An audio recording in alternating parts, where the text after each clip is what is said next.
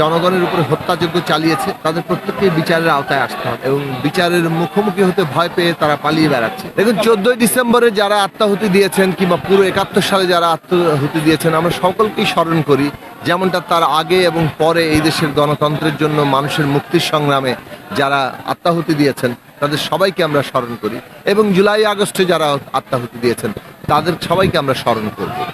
এই বাংলাদেশের মানুষ যদি সত্যিকার অর্থে কেউ মুক্তি প্রতিষ্ঠা করতে চায় তাহলে তার মুক্তির সংগ্রামে যারা শহীদ হয়েছেন, যারা জীবন দিয়েছেন, যাদের আত্মত্যাগে এই মুক্তির সংগ্রাম সফল হয়েছে তাদেরকে সবসময় স্মরণে রাখতে হবে। এই স্মরণে না রাখা আসলে বাংলাদেশের মানে মুক্তির সংগ্রামটাকে, মুক্তির প্রশ্নটাকেই নাই করে দেওয়ার একটা চেষ্টা। তো যারা শাসন ক্ষমতায় এসছে তারা জনগণের মুক্তির সংগ্রামকে তো দূরে সরে ঠেলিয়ে দিয়েছে। জনগণের মুক্তির প্রশ্নের বদলে লুটপাট দুঃশাসনই আমাদেরকে দিয়েছে। সেই কারণে মুক্তির শহীদেরা উপেক্ষিত হয়েছেন।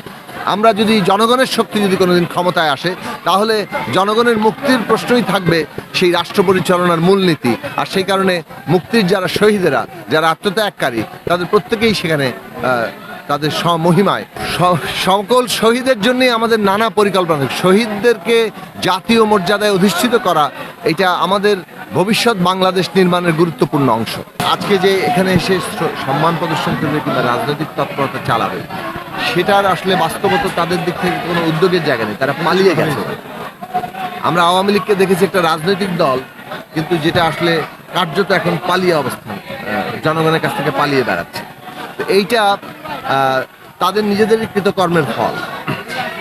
আমরা মনে করি যে যারা এই জনগণের উপরে হত্যাযজ্ঞ চালিয়েছে তাদের প্রত্যেককেই বিচারের আওতায় আসতে হবে এবং বিচারের মুখোমুখি হতে ভয় পেয়ে তারা পালিয়ে বেড়াচ্ছে।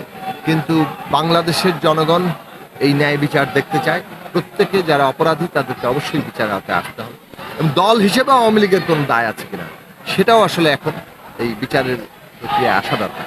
কেননা আমরা আওয়ামী লীগকে যেভাবে দেখেছি যে পুরো দলটাকে ব্যবহার করতো জনগণের উপর হত্যাযজ্ঞ চালাতে, শুধু তাই নয়, গত 4 মাসে আমরা দেখতে পাচ্ছি যে তারা ন্যূনতম কোনো অনুতাপ কোনো অংশের মধ্যে থেকেই সামনে আসেনি। বরং শেখ হাসিনা বিদেশ থেকে বসে যেভাবে এখনো তার জনগণের বিরুদ্ধে কাজ করে চলেছেন, নানা ধরনের নাশকতা সৃষ্টি করার চেষ্টা করছেন এবং প্রতিশোধের নানানভাবে একটা আওয়াজ তুলে যাচ্ছেন, তা থেকে এটা স্পষ্ট যে এই দলটি আসলে এই হত্যাযজ্ঞ এবং এই ফ্যাসিস্ট শাসনের একটা দলে পরিণত হয়েছিল। সুতরাং কাজেই সেই দলের ভূমিকায় রাজনৈতিকভাবে কি দাঁড়াবে সেটা ভবিষ্যতে জনগণ ঠিক করবে এই বিচারিক প্রক্রিয়া শেষে।